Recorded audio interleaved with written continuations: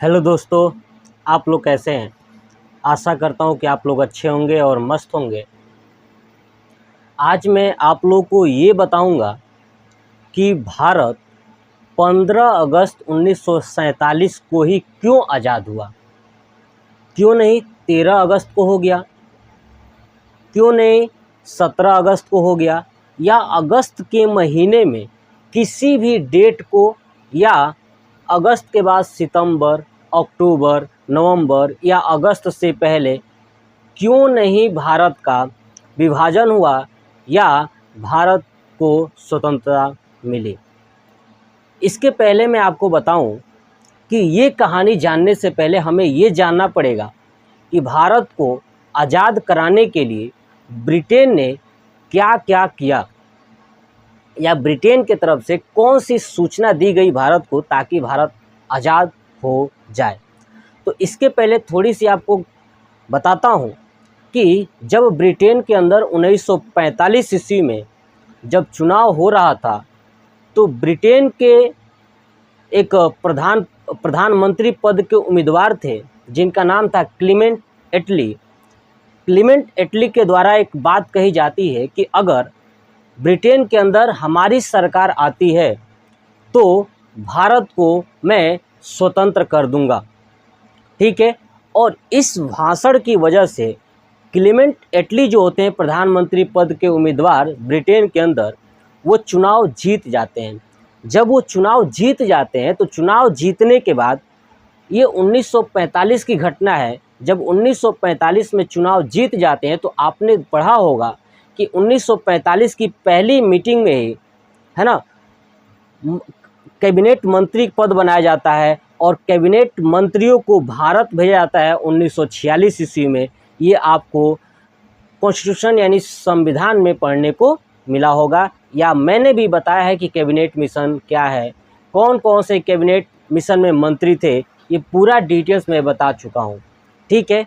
तो इस वीडियो में ये जानने वाले हैं कि जब कैबिनेट मिशन की मीटिंग आई भारत के अंदर, तो कैबिनेट मंत्रियों ने ये तो डिसाइड कर दिया कि भारत के अंदर संविधान सभा का गठन हो जाएगा और संविधान बनना स्टार्ट हो गया।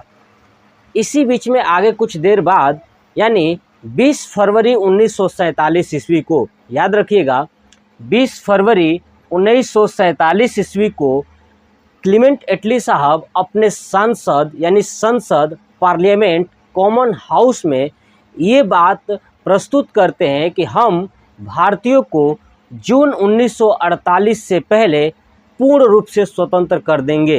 ये बात जो है कि क्लीमेंट एटली अपने पार्लियामेंट यानी कॉमन हाउस में कहते हैं कि मैं भारतीयों को जून 1948 से पहले क्या कर दूंगा, स्वतंत्र कर दूंगा, ठीक है। अब ये बात स्वतंत्र करने वाली बात भारतीयों तक पहुंचाना था, तो क्लीमेंट एटली क्या करते हैं कि एक जो है कि माउंट बेटन थे, उनको जो है कि गवर्नर जनरल बना करके भारत में भेजते हैं, ठीक है। जब ये गवर्नर जनरल बन के भारत में आते हैं तो इनके पहले जो गवर्नर जनरल थे वो थे लॉर्ड वेवेल।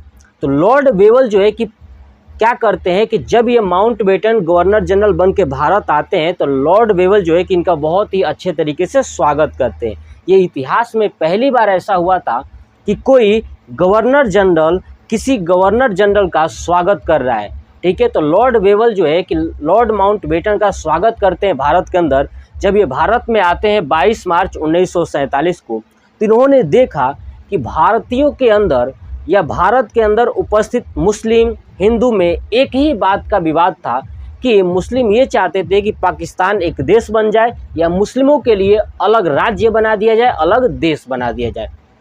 ये होड़ लगी हुई थी।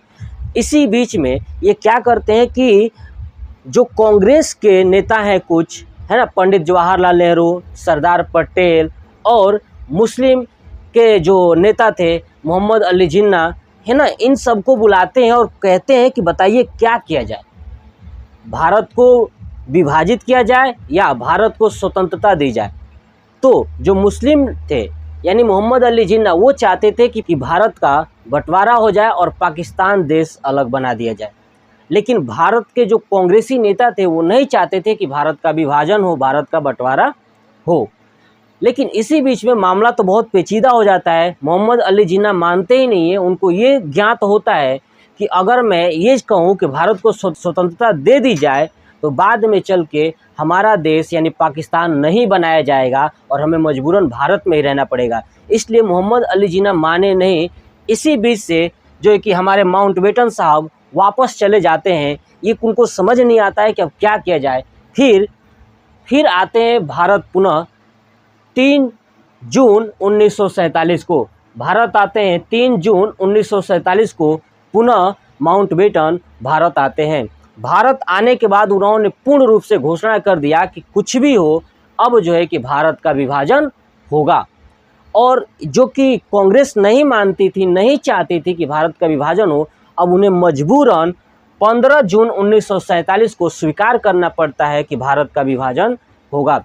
और व्यवस्था के कारण वो स्वीकार कर लेते हैं कि भारत का विभाजन हो। अब देखिए होता क्या है कि अब ये बात तो विभाजित होने की हो जाती है कि अब चलो अब विभाजन होगा। तो ये विभाजन की बात जो है कि अब जो है कि माउंटबेटन लेकर के अपने इंग्लैंड जाते हैं और कॉमन हाउस में, पार्लियामेंट में ये चीज़ पेश करते हैं कि अब जो है कि भारत का विभाजन के लिए ये बिल पास किया जाए, यानी भारत का विभाजन जो होगा उसके लिए पास किया जाए। तो वो कॉमन हाउस में 4 जुलाई 1947 को पेश करते हैं। 4 जुलाई 1947 को पेश करते हैं और पेश करने के बाद कॉमन हाउस जो है उसे 18 जुलाई 1947 को स्वीकार कर लेता है, मुहर लगा देता है कि चलिए भारत का विभाजन किया जाए या भारत का विभाजन हो जाएगा। इस पे मुहर लग जाती है। अब मुहर लगने के बाद जो है कि लॉर्ड माउंटबेटन फिर भारत आते हैं और घोषणा करते हैं कि मैं जो है कि भारतीयों को 15 अगस्त 1947 को आज़ाद कर दूंगा। ठीक है, तो 15 अगस्त 1947 को आज़ाद करने के पीछे कारण क्या था कि जब वो 15 अगस्त 1947 बोले तो भारत के अंदर जो भारतीय लोग थे या भारत के जो ज्योतिष थे, उनका ये मानना था कि 15 अगस्त हम भारतीयों के लिए अशुभ है, तो 15 अगस्त को हमें आज़ादी नहीं चाहिए। इन्होंने लॉर्ड माउंटबेटन से कहा, लेकिन लॉर्ड माउंटबेटन ने कहा कि हम 15 अगस्त को ही आज़ादी दे सकते हैं, इससे पहले न दे सकते हैं, न इससे बाद दे सकते हैं। हम 15 अगस्त 1947 को ही देंगे।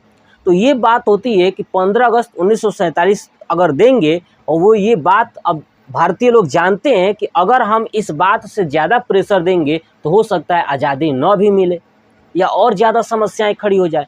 तो भारतीय लोगों ने तुरंत क्या किया कि इसका एक निचोड़ निकाला और हमारे ज्योतिष लोगों ने कहा कि भारतीय परंपरा के अनुसार सुबह में यानी जब सूर्योदय होता है तब जाके डेट चेंज होती है, लेकिन उसके पहले डेट चेंज नहीं होता है। लेकिन जो अंग्रेजी कैलेंडर है रात को 12 बजे डेट चेंज हो जाता है। तो जैसे ही 14 अगस्त होता है तो रात को 12 बजे, 14 अगस्त के बाद रात को 12 बजे 15 अगस्त आ जाएगा। तो अंग्रेज़ों के अनुसार ये कहा गया कि अंग्रेज़ों के अनुसार जो है कि 15 अगस्त को अगर आज़ादी दिलानी है तो क्यों ना हम रात को रखें, यानी 14 अगस्त के रात को ही 11:51 पे रखा गया कि उस समय भारत को आज़ादी दी जाएगी। यानी 12 बजे हस्ताक्षर कर देंगे लॉर्ड माउंटबेटन 12 बजे के बाद, तो उनका 15 अगस्त भी हो जाएगा और हमारे लिए अशुभ दिन भी नहीं रहेगा। क्योंकि हमारे लिए अशुभ दिन कब होगा? सुबह में सूर्योदय होने के बाद, क्योंकि सुबह में सूर्योदय होने के बाद भारत के लिए 15 अगस्त आएगा। लेकिन उसके पहले क्या है? भारत के लिए 14 अगस्त था और अंग्रेज़ों के लिए रात को 12 बजे ही 15 अगस्त हो चुका था। इस तरह जो है कि मामला जो है कि बहुत जो गंभीर था वो बहुत ही आसानी से हो गया और हमारे भारत देश के पहले प्रधानमंत्री पंडित जवाहरलाल नेहरू लाल किला पे झंडा फहरा देते हैं 15 अगस्त को। ठीक है, 15 अगस्त 1947 को। अब सबसे इम्पोर्टेंट बात यह है कि आखिर में लॉर्ड माउंटबेटन इतना जिद्दी क्यों था कि 15 अगस्त को ही वो चाहता था कि आज़ादी दे। चलिए इसके पीछे थोड़ा सा इतिहास बताता हूँ। जब द्वितीय विश्व युद्ध चल रहा था तो आपको पता है द्वितीय विश्व युद्ध जो है कि 1 सितंबर 1939 से लेकर के 2 सितंबर 1945 तक चला था। इसी बीच में ब्रिटेन और जापान के बीच का जो युद्ध था ना, तो ब्रिटेन के तरफ से कमांडर पद पे तैनात थे लॉर्ड माउंटबेटन, है ना। माउंटबेटन जो है कि कमांडर पद पे थे, यानी सेनापति के पद पे थे जो ब्रिटेन के तरफ से लड़ रहे थे। तो इनके सामने 15 अगस्त 1945 ईस्वी को जापान की सेना जो है कि हार मान लेती है, खुद को सरेंडर कर देती है और हार स्वीकार करने लेती है। तो इनको लगता यही है कि हमारे लिए 15 अगस्त ही सबसे ज़्यादा शुभ दिन है, क्योंकि 15 अगस्त के दिन ही जापान ने क्या किया था, हार स्वीकार किया था हमारे सामने। इसलिए लॉर्ड माउंटबेटन जब गवर्नर जनरल बन जाते हैं तो भारत को आज़ादी उसी डेट को देना चाहते हैं जो उनके लिए शुभ डेट था, 15 अगस्त। इसलिए भारत को आज़ादी जो है कि 15 अगस्त 1947 को मिली।